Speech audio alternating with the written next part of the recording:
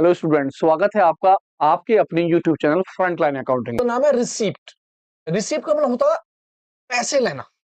आप किसी भी चीज से अगर कोई पैसा रिसीव करते हो, रिसीप्ट का मतलब हो गया वो डॉक्यूमेंट्स, वो एक्नॉलेजमेंट जिसके थ्रू जो है पर्सन कोई भी पैसा क्या करता है, रिसीव करता है। फॉर एग्जाम्पल, जब आप कोई सेल करते हो तो सेल के थ्रू आपके पास क्या आते हैं, पैसे आते हैं। आप माल बेचते हो और वो आदमी आपको पैसे दे के जाता है, तो आपके पास जो पैसा आ रहा होता है हम उस पैसों को रिसीप्ट बोलते हैं। लेकिन ये सेल दो कैटेगरी में होती है। किस तरह से? हम इसे बोलते हैं रेवेन्यू रिसिप्ट, और एक हमारी दूसरी होती है कैपिटल रिसिप्ट। अब ये रेवेन्यू रिसिप्ट और कैपिटल रिसिप्ट क्या हो गई? रिसिप्ट का मतलब पैसा रिसीव करना। अब सेल के थ्रू पैसा रिसीव कर रहे हैं, लेकिन किस सेल के थ्रू?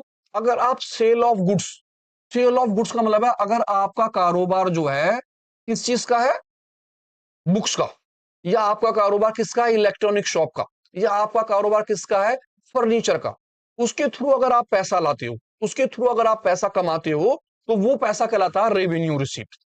अगर आप उसके अलावा किसी और सोर्सेज से, यानी आप सेल ऑफ एसेट्स है, अगर एसेट्स के थ्रू आप क्या करते हो, सेल करते हो, और आपके पास पैसा आता है, तो वो चीज क्या कहलाता है, कैपिटल रिसीप्ट, क्योंकि वो आपकी कैपिटल को बढ़ा देती है। रेवेन्यू का मतलब होता है आपकी सेल बढ़ना। अगर आप गुड्स के थ्रू, अगर आप गुड्स के थ्रू किसी भी माल को बेच रहे होते हो, यानी आप गुड्स के थ्रू अगर पैसा लेते हो, तो वो चीज कहलाती है रेवेन्यू रिसीप्ट।